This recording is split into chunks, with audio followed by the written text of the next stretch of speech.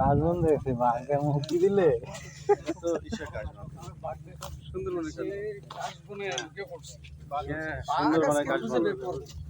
আপনি বলেন কাশবন দেখেন নাই, তা এখন ক্যামেরার কাছে ধরে আসেন কেন? এবারে ঠিক আছে। এই যে কাশবনের ভিতর দিয়ে আমরা যাচ্ছি। এই যে মুখের ভিতরে বাড়ি খাচ্ছে। এই যে আমার পিছনে একজন ফরেনার আছে, ওনাকে আমি গার্ড দিয়ে নিয়ে যাচ্ছি। উনি চায়না থেকে আসছে গত সপ্তাহে এই সুন্দরবন দেখার জন্য। হ্যাঁ, কাশবনের ভিতর দিয়ে আমরা যাচ্ছি, দেখা যায় না?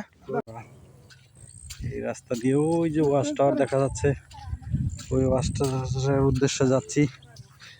অনেক লোক এরকম কাদাযুক্ত রাস্তা দিয়ে আসছে। আল্লাহ পাক আমাদের দেখার সুযোগ করে দিয়েছে, আল্লাহর কাছে লাখ লাখ শুকরিয়া।